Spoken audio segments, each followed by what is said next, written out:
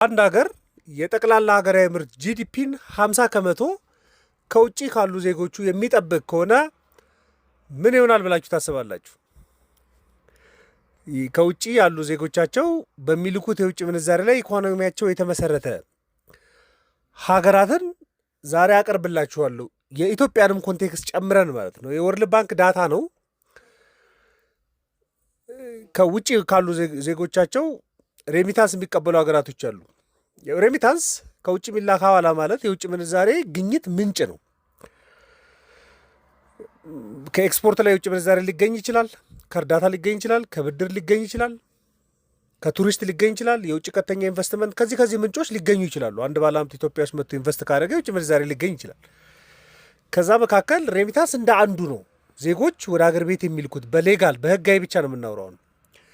ህጋዊ በሆነው መልኩ የሚገባ ደግሞ በጣም ብዙ ሊኖር ይችላል እና ከውጭ ምንዛሬ ግኝታቸው ውስጥ ያለውን ድርሻና ዛሬ የምንመለከተው ግን ጠቅላላ ሀገራዊ ምርት ውስጥም ድርሻ አለው። ቀጥታ የሚደመር አይደለም። ለምሳሌ ጠቅላላ ሀገራዊ ምርት ጂዲፒ ሲሰላ እዛ ሀገር ውስጥ ያለ ለፍጆታ የሚወጣው ወጪ፣ ለኢንቨስትመንት የሚወጣው ወጪ፣ የመንግስት በጀት፣ ከዛ ደግሞ ከኤክስፖርት የሚገኘው ሲቀነስ ከውጭ ለመግዛት የሚወጣው ወጪ እሱ ነው የሚሰላው። ግን የውጭ ምንዛሬ በሐዋላ በኩል የሚመጣ ከሆነ ያንን የውጭ ምንዛሬ ሀገሪቷ ለብዙ መንገድ ትጠቀመዋለች። እንደ በጀት አድርጋ ልትጠቀመው ትችላለች። ከውጭ ምርት ለመግዛት አድርጋ ልትጠቀም ትችላለች። ለማምረቻ ተቋማቶች ግብአት ኢምፖርት ልታደርግበት ትችላለች። ለዚህ በሙሉ ደግሞ ለፍጆታነትም ያገለግላል። አንዱ ፍጆታ ስለሆነ ጠቅላላ ሀገራዊ ምርት ሲሰላ አንድ ሰው በየወሩ ብር የሚላክለት ከሆነ በየወሩ ገበያ ወጥቶ ይጠቀመዋል፣ ፍጆታውን ይደምርለታል ማለት ነው። ከዚህ አንጻር በጣም የሚገራርም ቁጥር ያለባቸው ሀገራቶች አሉ። ለምሳሌ ከ25 ከመቶ በላይ ጠቅላላ ሀገራዊ ምርታቸው በሬሚታንስ ላይ የተመሰረተ። የዚህን አደጋም በኋላ ገልጽላቸዋል። ለምሳሌ አንደኛ የምትባለው በዓለም ላይ ታጃኪስታን ነች። መካከለኛው እስያ ውስጥ ያለች ሀገር ነች። 10 ሚሊዮን ህዝብ ነው። ጠቅላላ ህዝቧ 10 ሚሊዮን ነው። ጂዲፒዋ ደግሞ $11 ቢሊዮን ጂዲፒ አላት። ከ10 ሚሊዮኑ ዜጎቿ መካከል እስከ 2 ሚሊዮን የሚሆኑት በሌሎች ሀገራቶች የሚኖር ነው። ዲያስፖራ ይባለው ነው። ይሄ ዲያስፖራ ኦልሞስት 48% የሚሆነውን ጠቅላላ ሀገራዊ ምርት ድርሻ የሚሸፍነው እነዚህ ዲያስፖራዎች ናቸው። ግማሽ የጠቅላላ ሀገራዊ ምርት ግማሽ እያልኩ ነው። ከውጭ ምንዛሬ ሼሯ ደግሞ ከታየ 60 ከመቶ የሚሆነው የውጭ ምንዛሬ ግኝት የምታገኘው ውጭ ከሚኖሩ ዜጎቿ ነው። ሬሚታንሱ አሁን $5 ቢሊዮን ይመጣል። ለታጃኪስታን ለምትባለው ሀገር $5 ቢሊዮን በየዓመቱ ይመጣለታል። ኤክስፖርት አድርጋ እኮ የምታገኘው 2 ቢሊዮን ነው። ከኤክስፖርቷ ከ2 እጥፍ በላይ የሆነውን የምታገኘው ከዲያስፖራው ነው። 60 ከመቶ ማለት ነው። ይህ ጤነኛ የማይሆንበት ልኬት አለ። ሁለተኛዋ ሌባኖን ነች። የሌባኖስ ጠቅላላ ህዝብ ወደ 5.5 ሚሊዮን ነው። ጠቅላላ ሀገራዊ ምርቷ $25 ቢሊዮን ነው። ጦርነትም ስለነበረ ከ8 እስከ 14 ሚሊዮን ህዝብ በውጭ ሀገር ይኖራል ተብሎ ነው የሚታሰቡ እና እነዚህ ሰዎች 33.3% የሚሆኑ ጠቅላላ ሀገራዊ ምርት የሊባኖስን ይሸፍናሉ። ኒካራጓ የምትባለው ይሄ ሰሜን አሜሪካ ውስጥ ያለች ካሪቢያን ድንበር አካባቢ ያለች ሀገር አለች። ጠቅላላ ህዝቧ 7 ሚሊዮን ነው እና ከ7 ሚሊዮኑ ወደ 1.5 ሚሊዮን የሚሆነው ዲያስፖራ ነው። የጠቅላላ ሀገራዊ ምርቷን 26.6 በመቶ ነው ኮንትሪቢዩት የሚያደርጉት። ይሄ በጣም ብዙ ነው። ከሩብ በላይ የሚሆነው ጠቅላላ ሀገራዊ ምርት ድርሻ የሚመጣው ከዛ ነው። ደግሞ ኔፓልም አለች። 5ኛ ላይ ኔፓል ነው። 30 ሚሊዮን ህዝብ አላት፣ ግን 26 ከመቶ የሚገኘው ከዲያስፖራው ነው። 3 እና 4 ሚሊዮን ህዝብ ነው ያላት በዲያስፖራ። ሆንዱራስ ሰሜን አሜሪካ አትላንቲክና ፓሲፊክ መካከል ያለች ሀገር ነች። ጠቅላላ ህዝቡ 10 ሚሊዮን ነው፣ ግን ወደ 2 ሚሊዮን የሚሆነው ዲያስፖራ ነው። 25 ከመቶ የሚሆነውን ጂዲፒ ከቨር የሚያደርጉት እነሱ ናቸው። የቤርሙዳ ህዝብ ብዙ አይደለም። ከ64 ሺህ የማይበልጥ ህዝብ ነው ያለው ቤርሙዳ ውስጥ። ጠቅላላ ሀገራዊ ምርቷ ወደ 8 ቢሊዮን ነው፣ ግን 25 ከመቶ የሚሆነውን የምታገኘው ከሐዋላ ነው። አፍሪካ ሀገራትም አሉ በጣም ትልልቅ ድርሻውን ከሐዋላ የሚያገኙ ሀገራቶች። ከ10 ከመቶ ብቻ በላይ የሚያገኙትን እንመልከት። የኢትዮጵያ ቁጥር በኋላ እንገልጸዋለን። አንደኛዋ ጋምቢያ ነች። 22 ከመቶ የሚሆነውን ሐዋላ የምታገኝ ከሐዋላ ነው። ጠቅላላ ሀገራዊ ምርት ድርሻዋ ላይቤሪያ 21 ከመቶ ነው። ሌሴቶ የሌሴቶ ህዝብ ከ2 ሚሊዮን ብዙ የሚዘል አይደለም። ግን ከዚህ ውስጥ 500 ሺህ ህዝብ የሚሆነው ዲያስፖራ ነው። ለምን? ለደቡብ አፍሪካ ቅርብ ከመሆናቸውም አንጻር እዛ እየሄዱ የሚሰሩ ናቸው። ወደ 20 ከመቶ የሚሆነውን ጠቅላላ አገራዊ ምርት ድርሻቸው ሬሚታንስ ነው።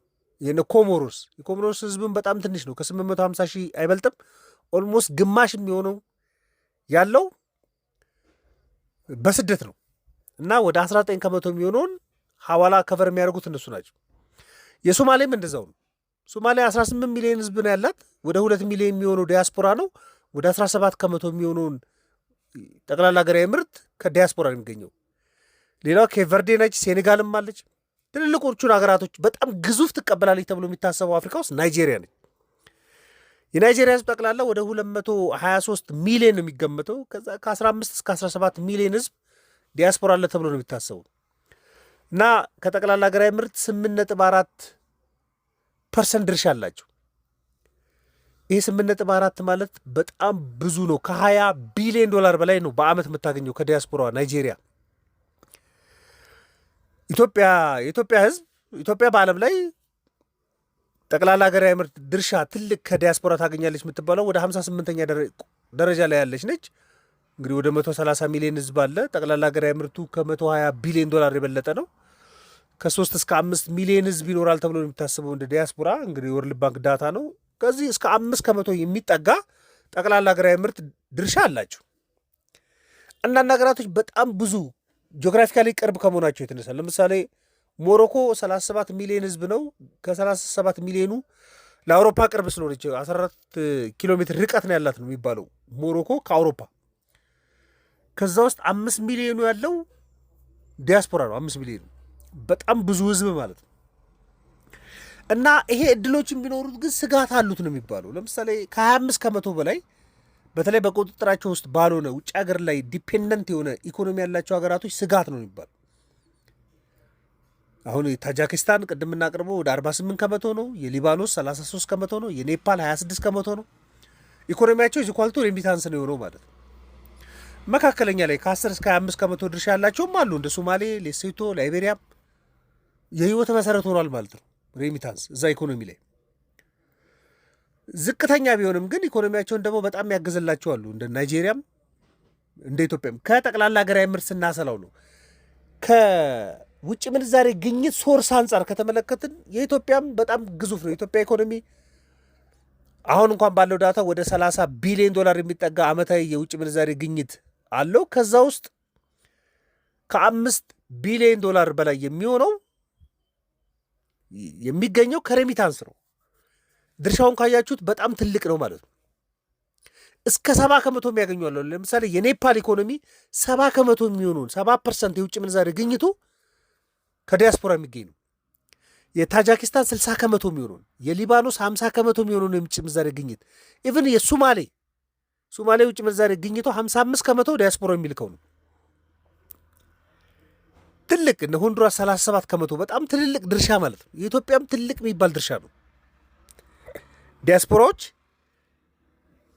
የሚልኩት ማለት ነው። ግን አደጋዎች አሉባቸው እንደዚህ ትልቅ መጠን ሲሆን ማለት ነው። ለምን ከተባለ ለምሳሌ በቋሚነት ኢኮኖሚው ጥገኛ እንዲሆን ያደርጋል። ሬሚታንስ ላይ ጥገኛ እንዲሆን ያደርጋል።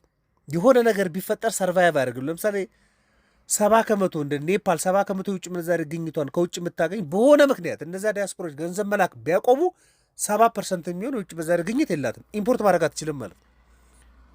ጠቅላላ ሀገራዊ ምርቷን 50 ከመቶ ሬሚታንስ ላይ ያዘችው እንደ ታጃኪስታን አይነት ሀገር የሆነ ነገር ቢፈጠር ግማሽ ጂዲፒዋ ይውድቃል ማለት ነው። በጣም አደገኛ ነው እንደዚህ አይነት ሪስክ ማለት ነው። ከኤክስፖርታቸው በላይ የታጃኪስታን የውጭ ሬሚታንስ ከ2 እጥፍ በላይ ነው የሚበልጠው ከኤክስፖርት። የሊባኖስ ኦልሞስት እጥፍ በሉት 6 ቢሊዮን ዶላር ነው ሬሚታንስ የምታገኘው፣ 4 ቢሊዮን ዶላር ነው ኤክስፖርቷ። የኔፓል ሬሚታንሱ 5 እጥፍ ነው። 5 ቢሊዮን ዶላር ሬሚታንስ ታገኛለች። ወደ 2 ቢሊዮን ዶላር ብቻ ነው ኤክስፖርት ያላት። የሶማሌ እጥፍ ነው ሬሚታንስ ከ2 ቢሊዮን ዶላር በላይ ነው የምታገኘው። ኤክስፖርት አድርጋ የምታገኘው ግን 1 ቢሊዮን ዶላር አይሞላም። የሌሶቶም ተመሳሳይ ነው። ኦልሞስት ተቀራራቢ ነው። የነ ናይጄሪያ ነው ትልቅ ነው። ኦልሞስት ኤክስፖርቷ እስከ 60 ቢሊዮን ዶላር ይደርሳል የሚባለው። ግን ከ60 ቢሊዮን ዶላር ኤክስፖርት 20 ቢሊዮን ዶላር ደግሞ ሬሚታንስ ነው። ትልልቅ ድርሻ የሚይዝ ነው ማለት ነው። ኢትዮጵያ ኢኮኖሚ ውስጥም ኤክስፖርት መጠኑ አሁን ነው ወደ 10 ቢሊዮን ዶላር እየተጠጋ ያለው። ከዛ ውስጥ 5፣ 6፣ 7 ቢሊዮን ዶላር የሚሆነው ሬሚታንስ ነው። ስለዚህ ትልቅ ነው ማለት ነው የሚይዘው ድርሻ። ይሄ ስትራክቸራል ጥንቃቄ የሚፈልግ ነው የሚባለው እንደ ስጋት። ምክንያቱም የሰው ኃይል መሸሽም ነው። በጣም ብዙ ሚሊዮኖችን እየጠራን ነው። እነዚህ ሀገራቶች ውጭ ሀገር ያላቸው ህዝብ ማለት የሰው ኃይል የመሸሽም አይነት ባህሪ ያለው በተለይ ስኪል የሆነው ለውጫዊ ጫናም ደግሞ ተጋላጭ ነው። ለምሳሌ ኮቪድ የመጣ ጊዜ እነዚህ ሀገራቶች ይበልጥ ተጎድተዋል። ምክንያቱም ስራ ሲዘጋ ዲያስፖራዎቻቸው በሙሉ ገንዘብ መላክ አልቻሉም። በጣም ችግር ነበር። ጦርነት ሲሆን አሁን ያሉበት ሀገር ላይ ጦርነት ሲሆን ወደዚህ ለመላክ በጣም የሚቸገሩ ይሆናሉ። ገቢያቸው ሲቀንስ እዚህ የሚልኩት በጣም ይቀንሳል። ጠቅላላ ሀገራዊ ኢኮኖሚ ላይ ጫና ነው። ሲያኮርፉም ችግር ነው። ብዙ ዲያስፖራዎች ካኮረፉ ኢቭን ሌጋል የሆነው መስመር እንኳን ከተዉ ለኢኮኖሚ በጣም ተጽዕኖ ነው ይፈጥሩ። ብላኩም ሲሰፋ ለምሳሌ ብላኩም አትራክቲቭ የሚሆንባቸው ከሆነ በጣም ብዙ ሬሚታንስን ቢልኩ ግን ኢሌጋል ፖይንቱን የላኩ የዛች ሀገር የውጭ ምንዛሬ ግኝት እንዲጎል ያደርጋል። ደግሞ እድሎችም አሉት እና የውጭ ምንዛሬ ግኝት ነው። ለምሳሌ ታጃኪስታን የምንለው አሁን ኔፓል 70 ከመቶ የሚሆነው የውጭ ምንዛሬ ምንም ምርት ኤክስፖርት ሳያደርጉ ግን ዜጎቻቸው ከሚልኩት ላይ ያገኛሉ። ይሄ እንደ ጥሩ ነው የሚቆጠረው። ለብዙ የቤተሰቦች ህልውና ነው። ሶማሌ ውስጥ በጣም መሰረታዊ የሚባለው ህልውና አንድ ዲያስፖራ ዘመር ካለው ብዙ ሰው የሚጠቀምበት ነው። ስለዚህ ለህዝብ እንደ ዋስትና ነው የሚቆጠሩ። ለድህነት ቅነሳም በጣም ትልቅ ነው። ኔፓል ቅድም የምንናገረው ማለት ኔፓል 26 ከመቶ ጂዲፒ ሐዋላ ነው። 70 ከመቶ የውጭ ምንዛሬ ግኝቷ ከሐዋላ ነው፣ ከዲያስፖራው ነው። ስለዚህ የድህነት ቅነሳ መካኒዝም ሆኖ ነው የሚያገለግላቸው። አንዳንድ ሀገራቶች ቅርብ መሆናቸውንም እንደ ድል ይጠቀማሉ። ለምሳሌ ኒካራጓ እነ ሆንዱራስ በጣም ቅርብ መሆናቸው ከግምት ተከቶላቸው ነው እሱ የሚጠቀሙት። ቅድም ሌሴቶ ለደቡብ አፍሪካ በጣም ካላት ቅርበት አንጻር፣ እነ ሞሮኮ ለአውሮፓ ካላት ቅርበት አንጻር እሱም ምክንያት ሊሆን ይችላል። ደግሞ ሌሎችም ምክንያቶች ለምሳሌ የሰላም እጦት ካሉ በጣም ብዙ ስደተኞች ሊባኖስ አይነት ኬዝ ሊኖር ይችላል። ስራ አጥነትም ሀገራቸው ላይ በጣም ብዙ ከሆነ ብዙዎቹ ለቀው ይወጣሉ። በሀገራቸው ደግሞ ዝቅተኛ የሚሆን ከሆነ የውጭ እድሎች አክሰስ የሚሆን ከሆኑ አሁን ቅድም ሞሮኮ 14 ኪሎ ሜትር ነው፣ በቀላሉ ባህር አቋርጠው የመጓዝ ያህል የሚቀል ነው። እነ ሌሴቶ በቀላሉ ደቡብ አፍሪካ ገብተው የሚሰሩባቸው እድሎች ስላሉ ሊሆን ይችላል። ግን ተጽዕኖ አለው።